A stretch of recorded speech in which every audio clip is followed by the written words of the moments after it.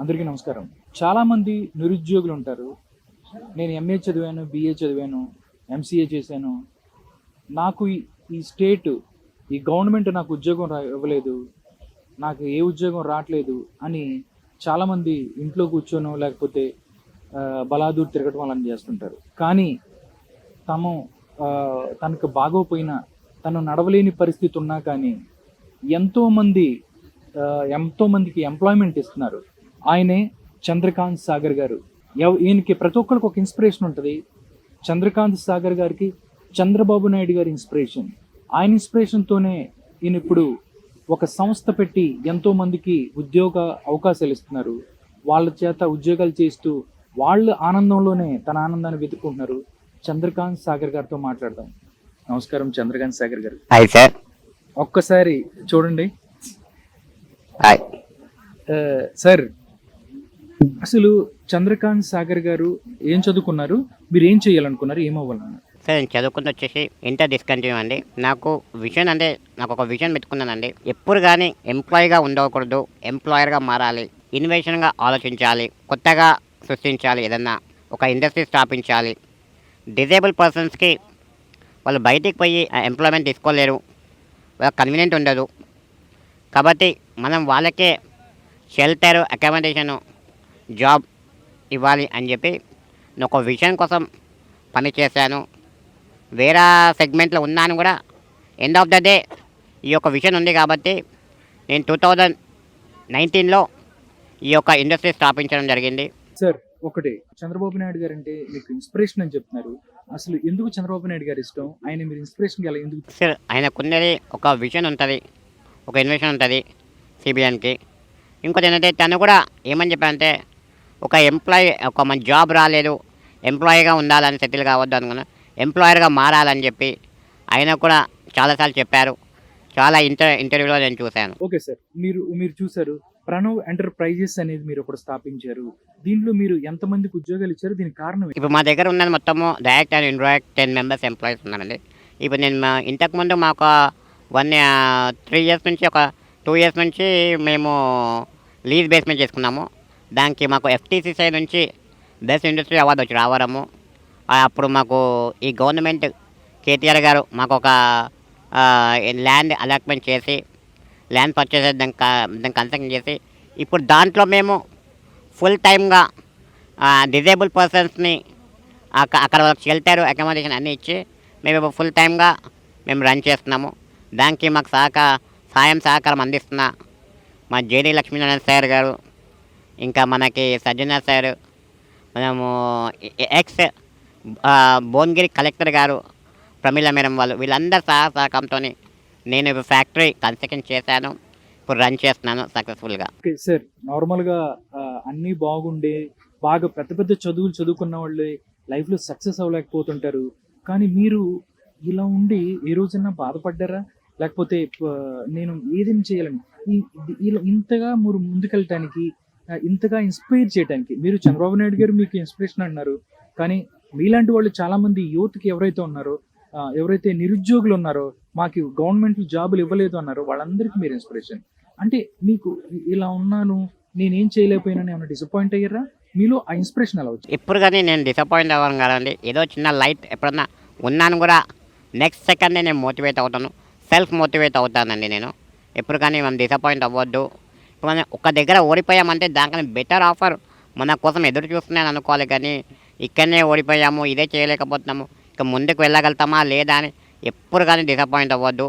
ఈ పనిలో మనం ఓడిపోయామంటే రేపు మనకు బెటర్ ఆఫర్ ఉందనుకొని మనం ముందుకు వెళ్ళాలి. ఓకే, చంద్రబాబు నాయుడు గారు మీకు ఇన్స్పిరేషన్ అని చెప్తున్నారు. చంద్రబాబు నాయుడు గారు అరెస్ట్ అయినప్పుడు మీరు ఏ విధంగా ఫీల్ అయ్యారు? అంటే బాధపడ్డారా? ఆయన బయటికి రావాలని ఎలా ఫీల్? ఆయన అట్లా అయినప్పుడు ఇంకా ముందు ఆయన మీద ఇలాంటి రూమర్స్ వస్తే కూడా నమ్మరు. ఆయన మంచి క్లీన్ చీట్తో బయటకు వచ్చారు. అలా వస్తారని నేను నమ్మాను. ఆ నమ్మకమే నిజమైంది. కొంతమంది ఎవరైతే చూసినట్టయితే ఈ రోజుకి అయిపోయింది, రేపటి గురించి వాళ్ళకి భయం లేదు. కానీ విజన్ 47 అనే ఒక డాక్యుమెంట్ తీసుకొని ఆయన ముందుకు రాబోతున్నారు. దాంతోపాటు 2024 ఎలక్షన్స్లో ఆయన ప్రజలకు మంచి చేయాలి, ఏదైతే వెనకబడిన ఆంధ్రప్రదేశ్ ముందుకు తీసుకెళ్లాలనే ప్రయత్నంతో ఆయన ముందుకెళ్తున్నారు. మీరేం చెప్తారు? డెఫినెట్లీ ఇప్పుడు మనకు ఉన్న ఆంధ్రప్రదేశ్ పీపుల్స్కి నేను చెప్పేది ఏంటంటే ఇతను విషన్ ఉన్న వ్యక్తి సిబిఎన్ గారు. కాబట్టి మనం ఎట్లన్నా తన గెలుపు కోసం మన వంతు మనము సహాయ సహకారం అందించాలి. ఆయన గెలిస్తేనే రేపు ఆంధ్రప్రదేశ్లో ఒక క్యాపిటల్ అనేది ఏర్పడుతుంది. ఒక మంచి ఒక సొసైటీ, ఒక స్టేట్ నంబర్ 1 స్టేట్గా నిలబెడతారు. ఇప్పుడు మన హైదరాబాద్ ఎంత డెవలప్ అయిందంటే ఇప్పుడు ఒక సాఫ్ట్వేర్ హబ్గా హైదరాబాద్ తీర్చిదిద్దారంటే దానికి మూల కారణం ఆ ఫౌండేషన్ ఆయన ద్వారానే అయింది. అలానే ఇప్పుడు ఆంధ్రప్రదేశ్ కూడా అలా మారాలంటే ఆయన ఉంటేనే అప్పుడు మనకి ఆంధ్రప్రదేశ్లో రేపు ఫ్యూచర్ ఉంటుంది. మీరు తెలంగాణ గవర్నమెంట్ మీకు బెస్ట్ ఇండస్ట్రియలిస్ట్ అవార్డు ఇచ్చారు.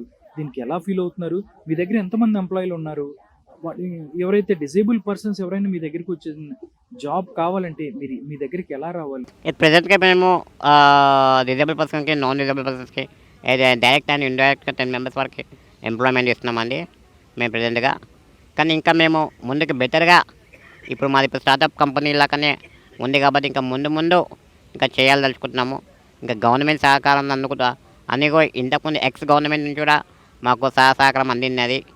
మాకు కెనరా బ్యాంక్ నుంచి లోన్ తీసుకోవడం కానీ, పిఎంఈజీపీ లోన్ తీసుకొని కన్స్ట్రక్షన్ చేయడము, మిషనరీ తీసుకోవడము, ఇంకా నంబర్ ఆఫ్ ప్రాజెక్ట్స్, అది కూడా ఈకో ఫ్రెండ్లీ ప్రాజెక్ట్స్ నేను మ్యానుఫ్యాక్చరింగ్ చేస్తున్నాను. ప్రజెంట్గా ఏదంటే మనము పరివారం హానికరం కుండా కాలుష్య రహిత సమాజాన్ని నెలకొల్పాలని నా వంతు సహకారంతో non oven bags, surgical bedsheets, surgical mask ప్రజెంట్గా ఇవి చేస్తున్నాము. ఇన్ ఫ్యూచర్లో బయోడిగ్రేడబుల్, ఇంకా మనము వేస్ట్ పేపర్స్ అండ్ పెన్స్ ఇవన్నీ చేస్తున్నాము. కానీ ఈ సొసైటీ సపోర్టు, గవర్నమెంట్ సపోర్ట్ ఉంటే ఇంకా నేను స్పాన్ ఆఫ్ పీరియడ్ మేము ఒక టార్గెట్ పెట్టుకున్నానండి. 25 to 50 మెంబర్స్కి నేను ఎంప్లాయ్మెంట్ ఇవ్వాలి, వాళ్ళకి లైవ్వుడ్ క్రియేట్ చేయాలని చెప్పి నా ఒక విజన్ అండి. సార్, ఎంఎస్ చంద్రకాంత్ సాగర్ అనే మీకు మీ ఏమనుకుంటున్నారు? మీ అంబిషన్ ఏంటి? అంటే చాలామంది ఒక కళ కంటానికే భయపడుతుంటారు. ఏదైనా చేద్దామంటే మనం చేయగలుగుతామా లేదా అని. బట్ మీరు చాలా మందికి ఇన్స్పిరేషన్. మీ అంబిషన్ ఏంటి? సమాజానికి ఏం చేయాలంటే? ప్రతి మనిషి కళ కనాలండి. ఆ కళ కోసం మనం ప్రయత్నించాలి. ఆ కళ సహకారం అవ్వాలని చెప్పి మనం ముందుకు వెళ్ళాలి. కళలు కనకుండా మానొద్దు. ఎంత గొప్ప కళ కంటే అంత మంచిది, అంత పెద్దగా ఉండాలి. మన డ్రీమ్ ఎలా ఉండాలంటే ఒక అంబానీ అయిపోవాలన్న డ్రీమ్ లేక మనం ఒక కళ కనాలి. ఆ కళ కోసం మనం ప్రయత్నించాలి. అంతే తప్పించి మనము ఇది అవుతుందా లేదా అని ఎప్పటికైనా ఉండదు. మనల్ని మనం మోటివేట్ చేసుకోవాలి. మనం ఒక సెల్ఫ్ మేనిఫెస్టో చేసుకొని మనము ముందుకు సాగాలని నా ఒక విన్నపం. సార్, మీరు ఇలా ఉన్నారు. మీ టీము ఎలా ఉంటుంది? అంటే మీకు సహాయం చేయటంలో కానీ, మీ కంపెనీ కానీ ముందుకెళ్ళటంలో వాళ్ళ సహకారం ఎలా ఉంటుంది? మీరు ఏం చెప్తారు వాళ్ళకి? ఒకసారి మా టీం అంతా మొత్తము నాకు సపోర్టింగ్గా ఉన్నది. మాకు ఇంతకుముందు గవర్నమెంట్ కూడా చాలా సపోర్ట్ చేసింది. కేటీఆర్ గారు చాలా బాగా సపోర్ట్ చేశారు. మాకు ల్యాండ్ అలాట్మెంట్లో కానీ ఇవన్నీ చేయడం వల్ల మాకు ఫ్యాక్టరీ ముందుకు వెళ్తాం. కానీ చిన్న లిటిల్ బిట్ చేంజ్ వల్ల ఆయన ఓపెనింగ్కి రాలేకపోయారు. కానీ ఫ్యూచర్లో ఎట్లన్నా వస్తారు అని నాకు మాట ఇచ్చారు. వచ్చి మమ్మల్ని ఎంకరేజ్ చేస్తారని చెప్పి నేను ఆశిస్తున్నాను. సార్, చివరిగా చెప్పండి. చాలామంది మేము ఉద్యోగాలు చదివాము, ఎంఏ చదివాము, బీటెక్లు చేసాము, మాకు ఉద్యోగం ఇవ్వలేకపోయింది గవర్నమెంట్ అని టైం వేస్ట్ చేసే వాళ్ళకి మీరేం చెప్తున్నారు? యూత్ ఎవరైతే ఉన్నారో వాళ్ళకి మీరేం చెప్తారు చివరికి? మన దగ్గర ఉన్న ప్రతి ఒక్క మనిషికి ప్రతి ఒక్క టాలెంట్ ఉంటుంది. టాలెంట్ లేని మనిషి అయినా ఉండదు. ప్రతి మనిషికి ఒక్కొక్క సెల్ఫ్ టాలెంట్ అనేది ఉంటుంది. ఆ టాలెంట్ అదేంటో మనం గుర్తించి మనము బయటకు తీయాలి. దాన్ని బట్టి దానికోసం మనం ప్రయత్నించాలి, దానికోసం కష్టపడాలి. అంతేకాని జాబ్ రాలేదు, మనము సొసైటీ మనం ఏం చూస్తలేదు. ఇవాళ యూత్ జనరేషన్ ఎలా ఉందంటే మనం ఒక 10% చేసి 90% పక్కల గవర్నమెంట్ సపోర్ట్ కానీ సొసైటీ సపోర్ట్ కావాలనుకుంటున్నాను. నువ్వు 90% అచీవ్ చేసి 10% నువ్వు ఆశించాలి. అంతే తప్పించి 10% ఆశించి 90% పక్కల నుంచి రావాలని ఎప్పుడు కానీ ఆశించదు. మన ప్రయత్నం మనం చేస్తేనే రేపు ఉంటుంది.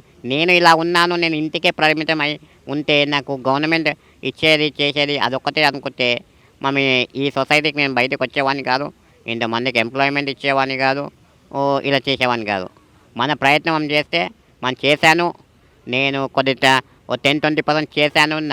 నాకు గవర్నమెంట్ సపోర్ట్ దొరికింది, పబ్లిక్ సపోర్ట్ దొరికింది, అందరి ఎంకరేజ్మెంట్ దొరికింది. మీరు కూడా మాకు ఇప్పుడు నేను ఈ దీంట్లో వచ్చే రెవెన్యూ కూడా నేను ఒక ట్రస్ట్ పెట్టాను, స్వయం కృషి ట్రస్ట్. ఆ ట్రస్ట్ ద్వారా మేము లైవ్వుడ్ క్రియేట్ చేయాలని నేను ఆశిస్తున్నాను. దానికి ఫుల్ సపోర్ట్గా sir JD Lakshminarayana sir support ఇస్తానని చెప్పారు, నాకు సజ్జన సార్ సపోర్ట్ ఇస్తానని చెప్పారు. ఓకే, కళలు కనండి, వాటిని సాకారం చేసుకుంటానికి ముందుకెళ్ళండి అని చెప్పిన కోట్స్ని పాటిస్తున్నారు. చంద్రబాబు నాయుడు నాకు ఇన్స్పిరేషన్ అని చెప్తున్నారు, కానీ ఎవరైతే చంద్రకాంత్ సాగర్ అనే ఈయన ఉన్నారో చాలామంది యువతకి ఆదర్శంగా కావాలని ఈయన ఇన్స్పిరేషన్గా తీసుకొని ఫ్యూచర్లో కానీ వాళ్ళ భవిష్యత్తులో ముందుకెళ్ళాలని, వాళ్ళ యొక్క బంగారు కళలను కానీ వాటిని సాకారం చేసుకోవాలని కోరుకుంటున్నాను. Thank you so much sir, all the best Chandrakant Sagar garu. మీ యొక్క ప్రతి కళ నెరవేరాలని, మీరు అందరికీ ఇన్స్పిరేషన్గా ఉండాలని కోరుకుంటున్నాను. Thank you so much sir. Thank you brother. Thank you sir. Thank you so much. నా మెయిన్ వర్డ్స్ ఏంటంటే డ్రీమ్, ప్రతి ఒక్కరు కళ కనండి, బిలీవ్, మిమ్మల్ని మీరు నమ్మండి, సేవ్, అచీవ్, కష్టపడండి, సాధించండి.